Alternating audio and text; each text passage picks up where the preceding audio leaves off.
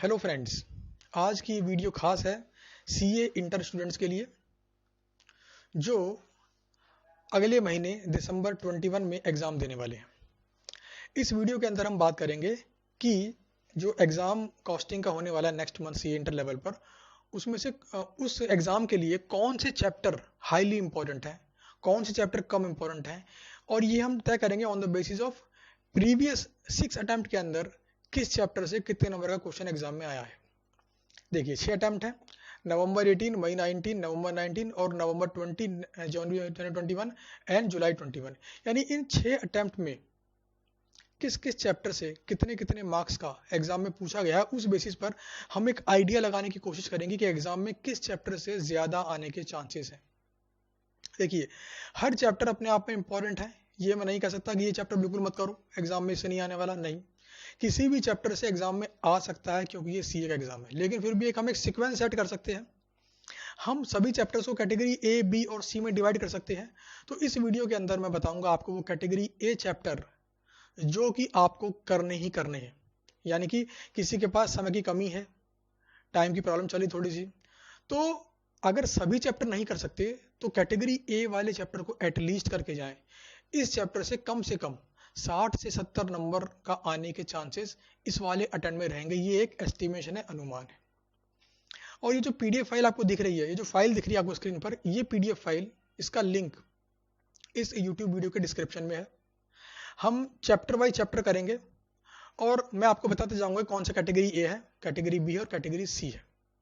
Basically मैं focus करूंगा category A के ऊपर, समझ गए।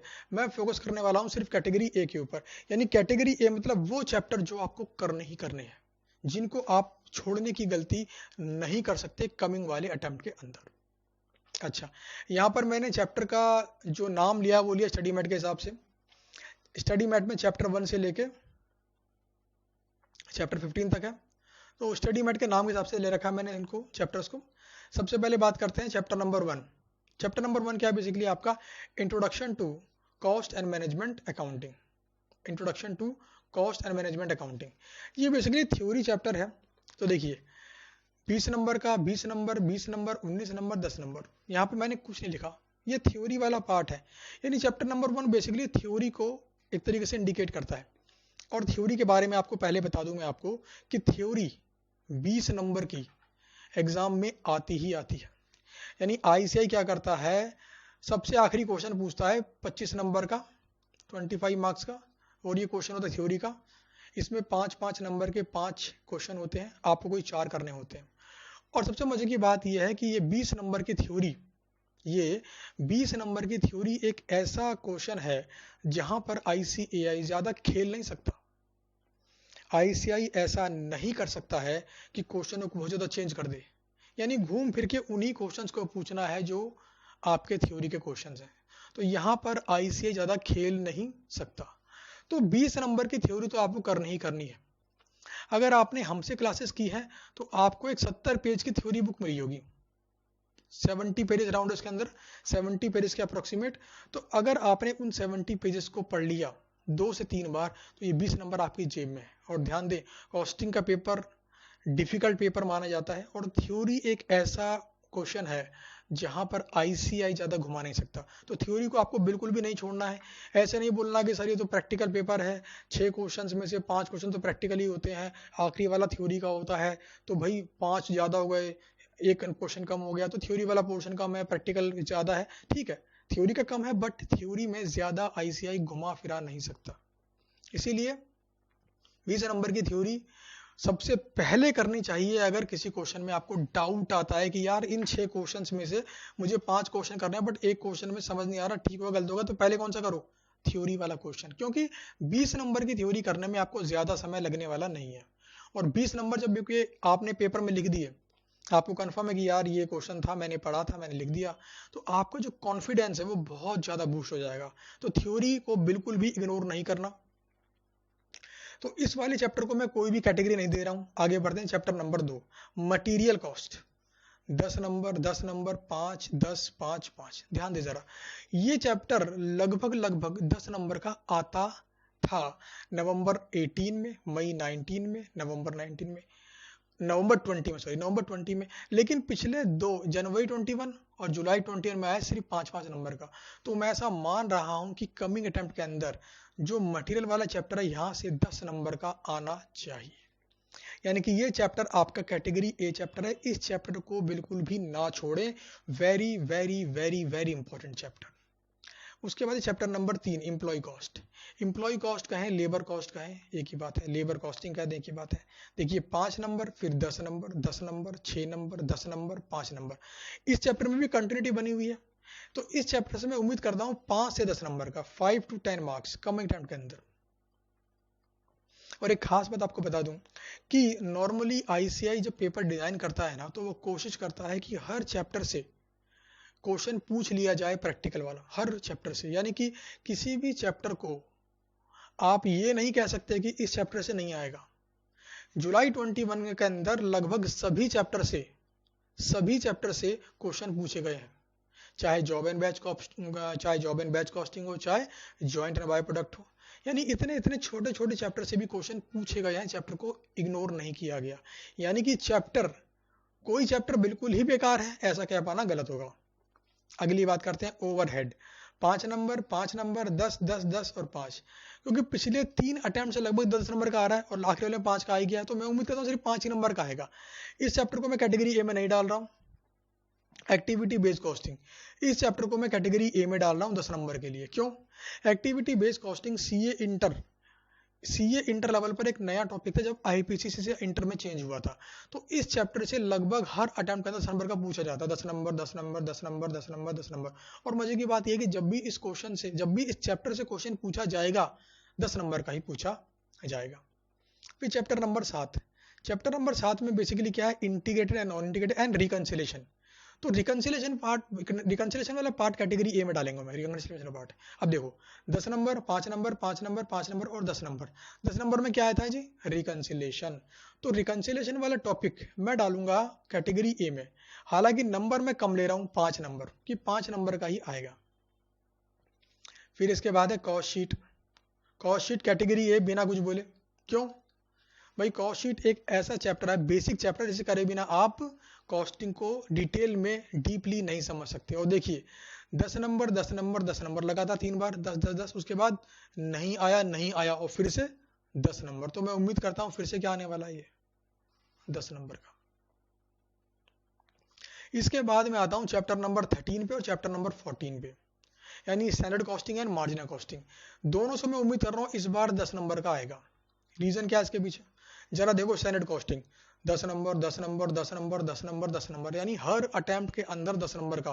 तो कमिंग वाले में भी 10 नंबर का। उसके बाद मार्जिनल कॉस्टिंग 15, समझ गए? और पिछले वाले में सिर्फ 5, यानी कि 10 नंबर का। तो ये चैप्टर जो मैंने आपको हाईलाइट किए, स्टैंडर्ड कॉस्टिंग हो गया, मार्जिनल कॉस्टिंग हो गया, कॉस्ट शीट हो गया, और एक्टिविटी बेस्ड कॉस्टिंग हो गया, लेबर कॉस्टिंग हो गया, और मटेरियल कॉस्टिंग हो गया, ये सभी चैप्टर को मैंने कैटेगरी ए में डाला है। इसका मतलब है कि इन चैप्टर को छोड़ने की गलती बिल्कुल भी मत करना। एग्जाम में इन चैप्टर से आने के चांसेस थोड़े ज्यादा रहेंगे कमेंट के अंदर। अच्छा, अब बात करते हैं थ्योरी की। थ्योरी के लिए देखो 70 पेज की बुक है, तो मैंने बता दिया आपको। अगर आप बोलेंगे, अगर आप नीचे कमेंट करेंगे तो इस थ्योरी बुक का पीडीएफ का लिंक मैं इस डिस्क्रिप्शन में, यूट्यूब के डिस्क्रिप्शन डलवा दूंगा। तो ये आप पे डिपेंड करता है। अच्छा जी, और इस फाइल में मिलने वाले हैं आपको कुछ काम के लिंक। सबसे पहला लिंक है top 10 tips to score exemption in costing paper, यानी कॉस्टिंग पेपर के अंदर एग्जाम्पशन लाने के 10 तरीके, 10 टिप्स। तो इस वीडियो का लिंक मैंने यहाँ पे दे दिया है। बहुत ही बेहतरीन वीडियो है जहां पर हर छोटी बात बताई गई है, तो इस वीडियो को आप जरूर देखें।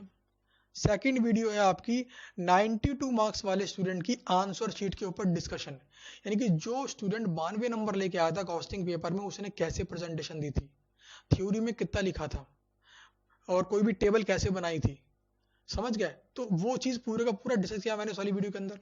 फिर उसके बाद है फॉर्मूला चार्ट, यानी सभी चैप्टर के सभी फॉर्मूलों को एक चार्ट के रूप में प्रेजेंट करके बना दिया है, और उसका लिंक यहाँ पे दिया है। इसका आप प्रिंट निकाल लें, 1 बार, 2 बार, 3 बार, 4 बार रिवाइज करते जाएं, क्योंकि कॉस्टिंग पेपर में एक बार कॉन्सेप्ट समझ लेने के बाद, फॉर्मूलोज को याद कर लेने के बाद, एग्जाम में क्वेश्चन डिफिकल्ट लग ही नहीं सकता, क्वेश्चन में इजी लगना ही लगना है। सबसे मेन बात है ये चौथा वाला link, CA inter important questions. देखिए कुछ नए क्वेश्चंस जो आईसीआई ने स्टडी मैट में ऐड किए, कुछ नए क्वेश्चन जो लगे आरटीपी में नया क्वेश्चन है यार, एमटीपी में नया क्वेश्चन है यार, क्वेश्चन पेपर के अंदर ये वाला पॉइंट नया था, तो वो सारे के सारे क्वेश्चंस यहाँ पर डिस्कस किए गए हैं अलॉन्ग विद आंसर्स। तो यहाँ पर लिंक निकालिए और इस वाली वीडियो को जो चौथी वाली है इसको जरूर देखना है कमिंग अटेम्प्ट के लिए, वेरी वेरी इंपॉर्टेंट। अच्छा ये तो मैंने बात कर ली आपके काम की बात कि भाई कैटेगरी ए वाले कौन से चैप्टर हैं, कौन सी वीडियो को देख के आपको गाइडेंस मिलेगी, पेपर में कैसे लिखना है, कैसे पता लगे, है ना, और चार्ट्स बना के दे दिया आपको। फिर कुछ लिंक दे रखे हैं मैंने आपको, एक है मोटिवेशनल लिंक। अगर कभी भी लग रहा हो यार कि पढ़ाई करने का मन नहीं कर रहा है, क्या करूं, बिल्कुल कहीं दिल नहीं लग रहा मेरा, तो स्टोरी ऑफ मिस्टर दीपक जरूर देखना आप। बहुत स्ट्रगल के बाद इन्होंने सीए किया है और इनकी स्टोरी इतनी मोटिवेटिंग है, इतनी मोटिवेटिंग है, अगर आपने एक बार देख ली आपके रोंगटे खड़े हो जाएंगे और आप दोबारा पढ़ाई करने बैठ जाएंगे। दूसरा है मिस्टर मयंक, इनकी स्टोरी भी ऐसी है, लगा लो कि मौत के मुंह में पहुंच गया था ये व्यक्ति, उसके बावजूद भी इन्होंने अपना कॉन्फिडेंस नहीं तोड़ा, अपने आप को मोटिवेट रखा और रिजल्ट आपके सामने। तो ये कुछ 4 वीडियो है जो मैं समझता हूं अगर आप बार बार देखें तो आपको मोटिवेट करेंगी। उसके बाद है टिप्स फ्रॉम रैंक होल्डर, ये Arjun Mehta AIR1 CA inter, इन्होंने कॉस्टिंग सब्जेक्ट अपने से किया था। तो कॉस्टिंग पेपर के अंदर इन्होंने कैसे स्ट्रेटेजी लगाई, मैंने बहुत सारे सवाल पूछे यहाँ पर कि आपने कितने घंटे पढ़ाई करी, कोई टेक्निक क्लास में करवाते थे तो आपको बेनिफिट हुआ कि नहीं हुआ। तो आपको वो सारी बातें आपको यहाँ से पता पड़ेगी कि रैंक होल्डर कैसे प्रिपेयर करते हैं, और वो भी रैंक 1। तो इस प्रकार से आपकी हर्षिता भी है रैंक 33, फिर स्वाति बंसल रैंक 1, रैंक 4, कोमल जैन, ईशान अग्रवाल है, आदित्य अग्रवाल। तो ये 6 के 6 वीडियोस खास मैंने दिए आपको, जहां से आपको पता पड़ेगा कि रैंक होल्डर किस प्रकार से प्रिपरेशन करते हैं, यानी कि उनकी स्ट्रेटेजी क्या रहती है। तो ये खास तौर पे वीडियो है आपके लिए कमिंग अटेम्प्ट के लिए, और ये पीडीएफ फाइल आपको जरूर से इस वीडियो के डिस्क्रिप्शन से निकाल लेनी है और फिर कैटेगरी ए मार्क कर लेना है, जैसा कि मैंने आपको बताया है। उम्मीद करता हूं कि ये वीडियो का पूरा बेनिफिट लेंगे आप, फॉर्मूला चार्ट बार बार रिवाइज करेंगे आप, 92 नंबर वाले ने कैसे लिखा बार बार देखेंगे आप, मोटिवेशन बिल्कुल मिस नहीं करेंगे, और साथ में इन चैप्टर्स को जो मैंने आपको बताए हैं इनको बिल्कुल भी मिस नहीं करेंगे, इनको पढ़ाई करके जाएंगे। Thank you.